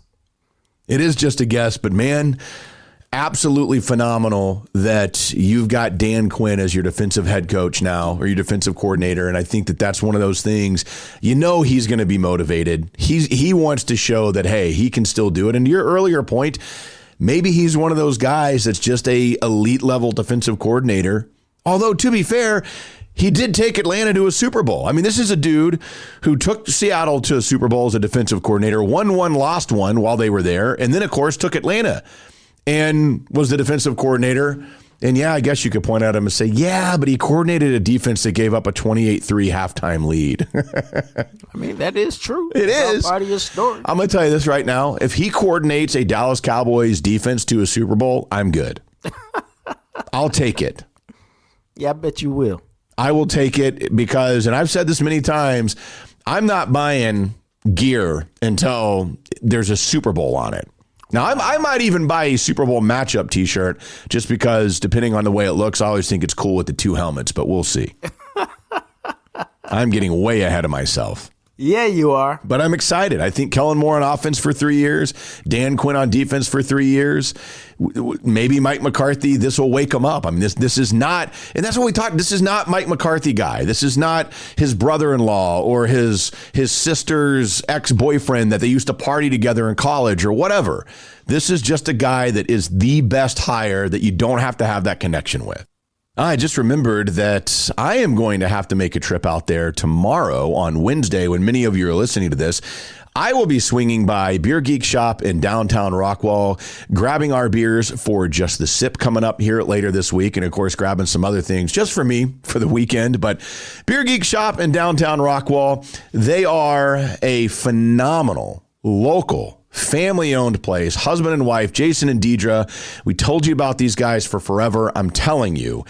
I've even run into a couple of you, like last week when I was at Trivia doing Odd Muse, which, by the way, will be happening again on Wednesday night, every Wednesday at Odd Muse. But I was telling them, I was like, you know, and I think you get this too with some of it, like, hey, is that Beer Geek's place really as cool as you guys talk about? I'm like, yes, like legit. Yes, I go there and spend my own money at Beer Geek Shop. If you are a craft beer fan or interested in getting into the world of craft beer, the best place in the area to start with that is going to be Beer Geek Shop in downtown Rockwall, because every single thing in the store is available in singles, which is wonderful. I love that about them. Beer Geek Shop, downtown Rockwall, right off the square. Get out there and support these guys. If you've been waiting to run into one of us, Jacques or myself, and say, hey, man, Beer Geek, should I really get out there? I'm just going to tell you right now, yes, you should. You should have already gone, but if you haven't, make sure you go, because I'm going to tell you right now, it will become your regular beer purchasing store. It's a fantastic spot, and that's because Deidre is so knowledgeable. All you got to do is say, this is the type of beer I like. These are the flavors I like. Flavors, whatever flavors may be. And she will find something that fits your palate. And it's phenomenal, man. I got, you know what? I haven't told you this, Matt. Next time I'm out there, you know what I'm going to tell her? I'm going to say, no stouts for me today. Wow. Go get me 2 or 3, depending on the cost, because I am frugal, of your best Scotch ales. Wow, look at you. That might be my new thing. Interesting. And I have no doubt that she'll come back and go, oh, this is my favorite Scotch ale. You got to try this and let me know what you think. So I love her. She's fantastic, and she's always got a smile on her face. She does. So check them out, Beer Geek Shop in downtown Rockwall. Also want to tell you, I know a lot of people, really at any time of the year, you can set your goals, losing weight, getting healthier. But I know that many people looking into this in January, starting it off, and there's no better time to jump in on soda. Right. See, I was going to tell you, bro, we're 2 weeks into the new year. If you've been thinking about it, now is the time. You know what it is. Time to get rid of that jiggle, baby. Let Soda and this team of amazing coaches help you get rid of the jiggle, okay? What to eat, when to eat, how to eat. That's what Soda does best. They give you a simple game plan to follow, and it helps you lose the weight like that. Now, I've been doing it for 3 years. I'm down 50 pounds, and I do look what, Matt? Sexy. That's what I'm talking about. And see, for me, the fat ain't never coming back. And even better, there are 4,000 reasons on SodaWeightLoss.com that'll tell you why it's the best weight loss plan in DFW. Check out those Soda client Google reviews. I know you can relate to a few of them. So stop doing your own thing. Look in the mirror tonight and decide it's time to get rid of that jiggle. Set up your consultation with the chosen weight loss program of the Dallas Mavericks by going to SOTAweightloss.com. 7 DFW locations, or you can do it from the comfort of your own home. Soda and the Mavs are. Say it with me now. State of the art. Very nicely done. And of course, what's a podcast without telling you about our buddies at Freeway Tire Shop? JR and the crew, I mean, Jacques been there a couple of times.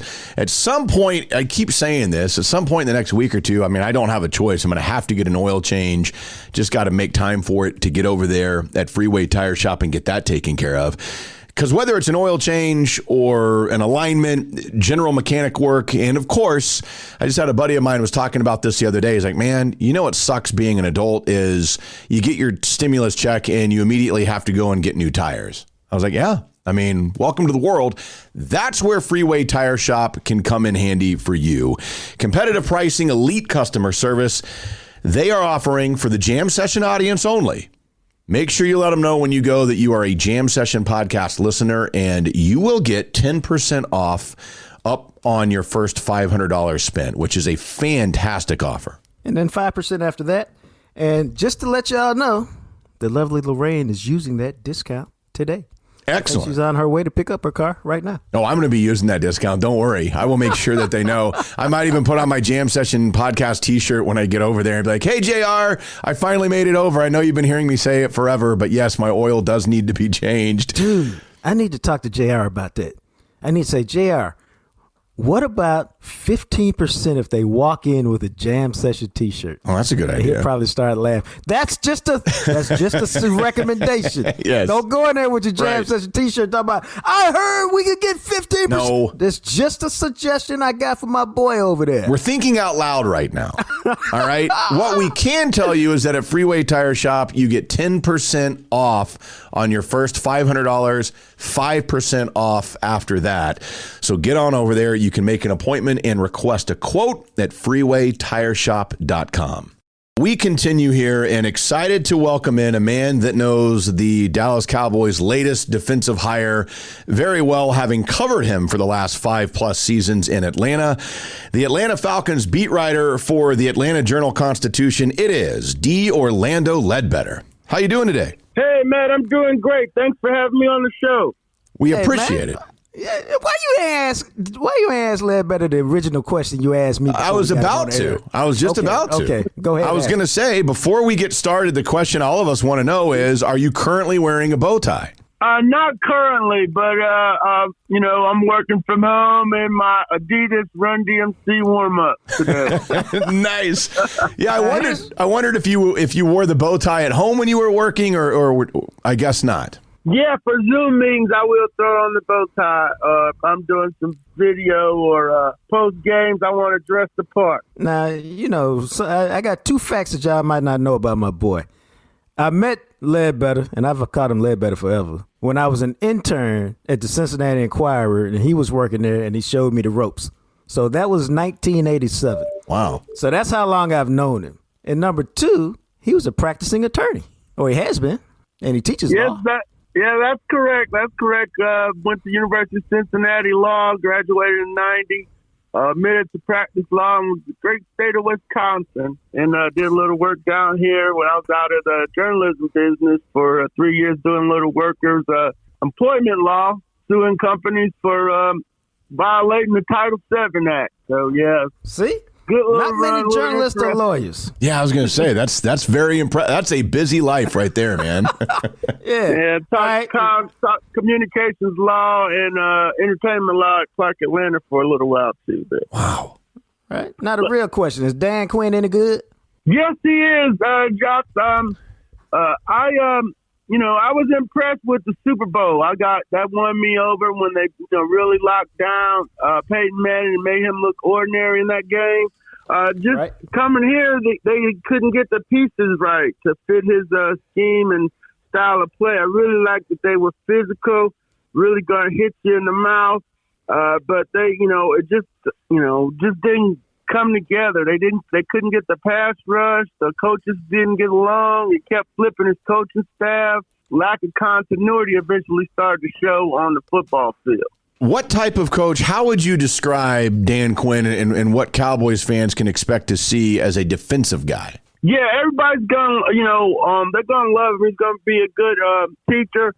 He fostered a, since here, they call themselves the brotherhood, that they, were going to go out and fight and play for each other. That would have been fine if, they could get to the passer, but they couldn't do that. That was, they had Vic Beasley. The 1 year he got him rolling, 15.5 sacks. He had Dwight Freeney here to help him. And then after that, once they didn't have a pass rush, that whole defense, Legion of Boom South never materialized. It didn't get the safety that could hit back there. It just didn't all come together as they envisioned. You said something interesting before we get to what we hope will be the Legion of Boom Southwest is what was the issue with the coaching staff in terms of they couldn't get along? Well, he kept changing the coordinators. In the Super Bowl year, he took over defense from Richard Smith, then Richard left to go coach linebackers again. But Marquand Manuel's over there doing pretty good. Then they have a bunch of injuries in 18. Then they fire all of the coordinators. And, I don't know. I'm pretty sure he didn't want that. They fired Keith Armstrong since Steve Sarkisian back to Alabama, and now he's headed out that way too. And and then after that, he calls the defense, and they're 0-7 or 1-7. So Raheem takes over defense, and they go 6-2. And then Raheem gets to be coordinator. It just wasn't a cohesive messaging from the coaches, and they were running through players that weren't any good. That they were drafting. Tack McKinley, Duke Riley, Jalen Collins. They were drafting these cats high that couldn't play. Well, that leads to this question, man. In Atlanta, how much control did he have of the draft, or was that all about the GM? No, it was co-team builders was what they were building it as. They were trying to have a collaborative. They took the GM's powers away that he had under Mike Smith and made him and Dan kind of, work together. So, y'all made the same mistake, but they picked Tack McKinley over T.J. Watt that one year, and y'all put Taco Charlton. That getting everybody fired. Yeah. So that was a bad draft. Everybody missing on T.J. Watt. But Jalen Collins, they didn't have to take him in the second round. He wants some big corners because he's going to press receivers, and that's going to allow his safeties to move around like chess pieces and so forth. That's how that thing's supposed to work. But they hated the small corners they inherited, and Desmond Trufant and Robert Alford eventually moved away from them. But the big guys they got in here ended up couldn't cover anybody. You've seen that as the pass defense descended to the bottom of the league here. So they know what they want. He knows exactly how he wants to play it. I wouldn't let him pick the guys, maybe give his input and so forth, but let somebody else pick them. Because, the track record here in the draft were two people picking as the co-team builders didn't hold up over time. It seems like the one thing that Dan Quinn, I think that most people that he's had stops at agree on is that players absolutely love this guy. I mean, as you pointed out, 1-7 last year, but they fought for him to stay and kept him around. And then 0-5 this year, you kind of had to make a move. But regardless of that, it really seems like players just absolutely love playing for Dan Quinn. What did you see in Atlanta that led to players being so close to him? Yeah, he's got a realness to him. He's a genuine guy. I like talking to him and doing my job. I was sad to see him go because, you can get some jerks in this position. He marched with the players. They had a Black Lives Matter march in Buckhead this summer. He was right there with, some of the players and so forth, him and his wife and, one of the security guys from the team. He's a real down-to-earth guy, straight out of Jersey, Salisbury State, not real stuffy or, condescending. But, and he knows his football, and that kind of he gets the trust of his players that way, and they go out and play for him. Even though they didn't play good at times, but they, right from the beginning, he started off 0-5. They were really taking it to people. And eventually the talent didn't keep up with the intensity and the ferocity that he wants to coach and wants to play with. So ultimately, is his defense going to hedge on whether he can get a pass rush with 4 men up front? Yeah, eventually you're going to have to get to the passer. And they were able to do it in Seattle by, manufacturing cats. They got Cliff Averill off of out of Detroit. And they got, the other kid out of Tampa. I'm drawing a blank right now. But the big Michael Bennett, who had been on the scrap heap. So you got to find like a Shaq Barrett who was on the did 4 years with Denver and kind of blossomed last year down in Tampa. He's got to find somebody in the scouting department is gonna have to find him some ends because they couldn't find him here. If he's got to be able to get upfield and then play the cover 3 zones, and when they went to man, they couldn't. That just didn't work out for him. But speedy linebackers. He had Deion Jones here to cover Alvin Kamara and McCaffrey, the little speed backs.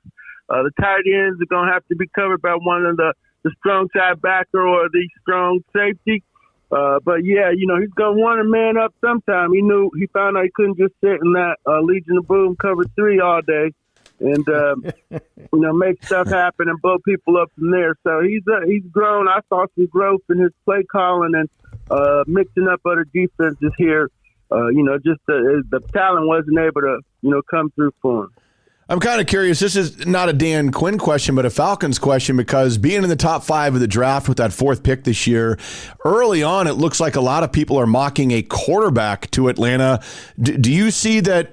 I mean, Matt Ryan, there's no way you could walk away from him now with the dead cap it would cost. But is this maybe in 2021 the final season of a Matt Ryan era where it makes sense to draft another quarterback? It really doesn't. You really want to play with them for 2 more years and then get the heir apparent. They got too many problems on the offensive and defensive lines to, waste that pick on a quarterback right now.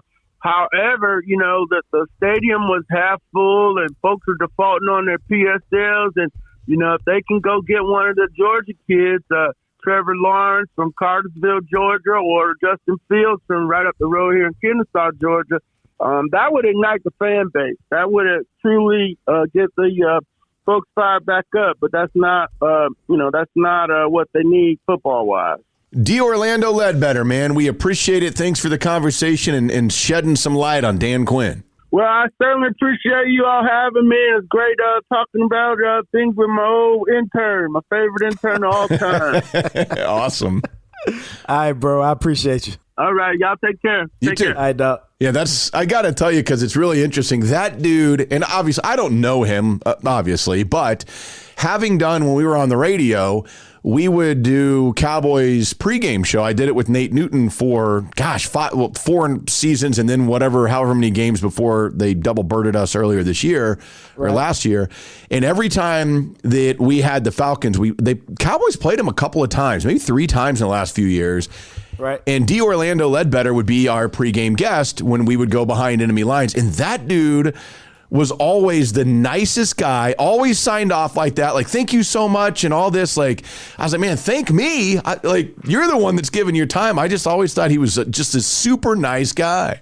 I mean, you don't understand, man. When I say I showed up as an intern 1987, I'm 2 years out of college, so I'm 20 years, out of high school. I'm 20 years old. I'm living, Columbus wasn't a big deal for me because I was living with my dad. Yeah. This is really the first summer I'm completely by myself in a new city. And he and Tim Smith, who is now Deontay Wilder's PR guy, they just took care of me, man. Like, whatever you need, we got you. And even when you don't know what you need, we got you.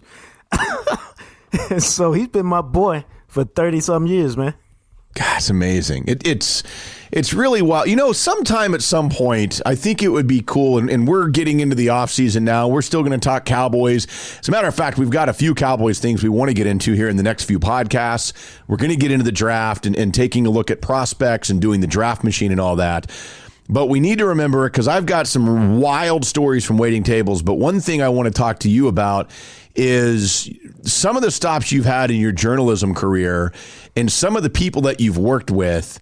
And we said we were going to do this on the radio, and we never did. I would like to get into that Dallas Morning News staff that you worked for when Sports Day was like the New England Patriots of sports reporting. Or the Alabama of sports reporting. Right, yeah. However you want to compare it, man, because right.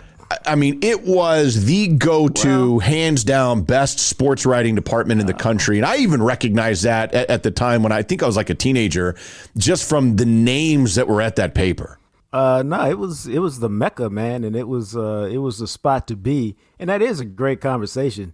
But I was blessed all along the way because I can't remember if we talked about this or if I just did it on Twitter because it became a conversation point one day. But Ian O'Connor was a lead columnist at ESPN for the last several years. Yeah, ESPN.com, because he came over from ESPN New York when they got rid of all the satellite spots. When I was an intern at the New York Times in sports, he was a copy boy in sports, and Jeremy Schaap from Outside the Lines was a copy boy in sports. And so we were all boys hanging out in the summer of 1988. Wow. And so, I always give those guys a hug or a big handshake whenever I see them because I'm like, dude, you remember when we were hanging around in the New York Times sports rooms wondering one day, what if? And it all went down. All of us. Yeah. See at varying degrees. I'm Jeremy Schaap. Man, that's incredible. Yeah, we got to have one of those when we're wrapping up the podcast here, but at some point we got to get into that. And So before we wrap things up, I wanted to make this just a mention to Lance Wesley, who sent us a message on Instagram, and I appreciate this because he says, I have a suggestion. When you had your radio show, you used to throw in tweets from listeners, but not as much on the podcast. And if there's a specific reason you stopped doing that, maybe something to consider. And I will say, Lance, that again, because I got an email from another guy who said, y'all should do some call-ins and stuff from listeners. You guys have to remember this is not live. And so part of the problem becomes like when we're doing this, like we're recording this on Tuesday, January 12th, which, by the way, happy birthday to my mom today. Her birthday is today, January 12th. But many of you will listen to it on Wednesday, January 13th or Wednesday, January 20th or whenever you want, because that's what's so great about the podcast. Now, I think Jacques does this from time to time, which is good. If we have a conversation, sometimes Jacques will post on Twitter while we're recording the podcast, what do you guys think about blah, blah, blah, or whatever it is? And then we'll read some of those as they come in. But it's a lot harder to do that type of interaction, obviously, when you're pre-recording something. Yeah, I think the key is to make a conscious effort to do it and to kind of put it in your thought process. More so like when we sit around and discuss what we're going to talk about for a day. It's probably, and maybe I'll start doing this when I put the notes together as we have this meeting on air with you guys. Right. When I put the notes together, I may put in parentheses, Twitter conversation. Yeah. And then when we get to that topic, we'll say, hey, remember this is a Twitter conversation? I was like, oh, okay. Like the air fryer the other day. Yeah. I was like, that'd be a really good Twitter conversation. And the Uber ride, that'd be a really good Twitter conversation. And so we'll try to do that, try to be more conscientious about doing that because, again, part of the reason why the show was successful, part of the reason why the podcast has been successful is that we talk about a lot of relatable topics that all you guys can get into. Yeah. In addition to sports. And so we need to make sure that we're including you guys even more frequently than we do because I think we have some interaction, but we just need to make it a little more frequent. And I think that'll work out good. Yeah. So good idea, Lance. We appreciate it. And he also says Dan Quinn is a damn good hire, speaks volumes for how they're looking at the future. I would agree with that. So thanks for listening to all of you. We really appreciate that. And we'll keep you up to date on all the things that we have going on. Get me your emails if you want shirts, if you're interested in sponsoring the podcast. Again, Matt@jamsessionpodcast.com. But that'll wrap this one up. We appreciate you guys listening. Find us on Instagram at JamSessionCast. Don't forget about our Twitters at McMattRadio, at JJT_journalist. Thanks to Purple Elephant Music for the music you hear at the end and beginning of each episode. He, of course, is a radio, TV, and podcast star, the sexy Jean-Jacques Taylor. And I'm just a guy, Matt McLaren. Remember to subscribe, rate, and review. Tell your friends to do the same. Let's keep growing this thing together, and we'll catch you next time. Available everywhere you listen to podcasts.